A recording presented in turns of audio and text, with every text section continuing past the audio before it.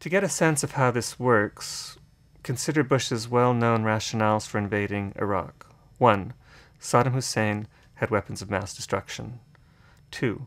Iraq was a haven for al-Qaeda and would be used as a launching pad for further terrorist attacks.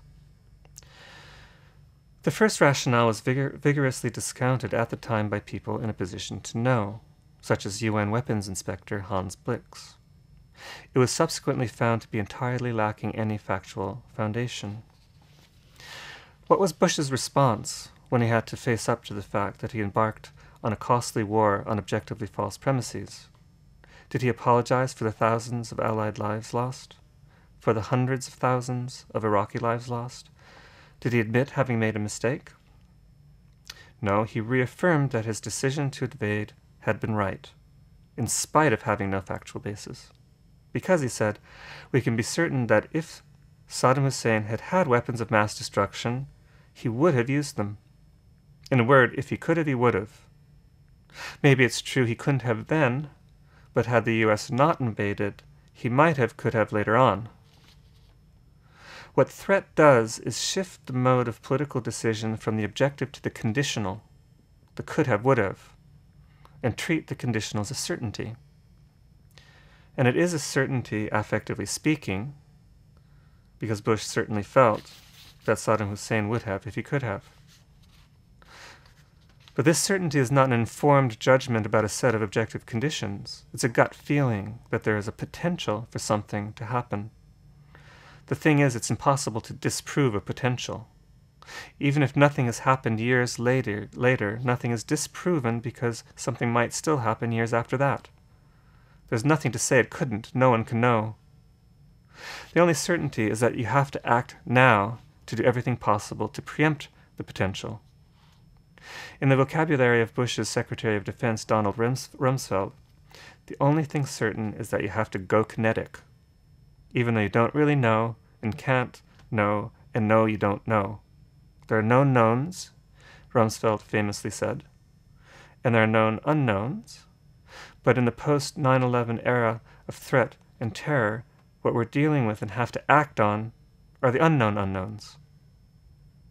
As Bush put it in the quote I mentioned earlier, the only path to safety is the path to action against threats that have not yet emerged. And what has not yet emerged can be nothing other than an unknown unknown. Now, the best way to act when faced with the unknown unknown of a felt threat vaguely looming is quickly. Otherwise, you may have acted too late. We will have waited too long, Bush warned. The only way to act quickly on an unknown unknown is to act intuitively, using the same gut feeling you used to feel the threat into reality.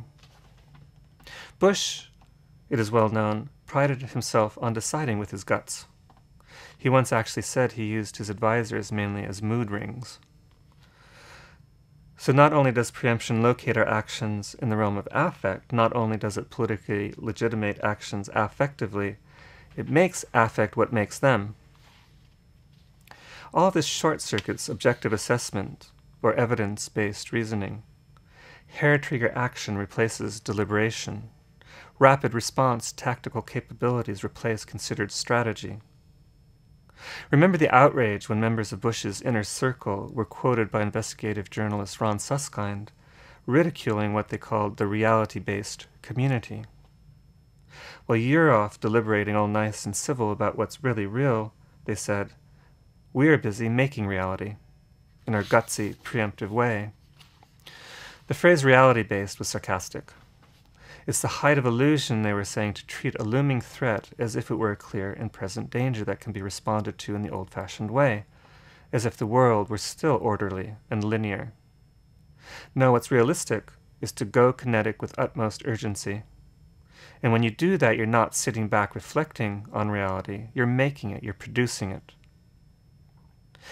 How can an approach to decision-making based on vaguely looming futurities that have not yet emerged, that are still in potential, that as yet exist only in the conditional as would-haves and could-haves, in a way that short-circuits the present of considered reflection into a future time loop, how can that actually produce the real?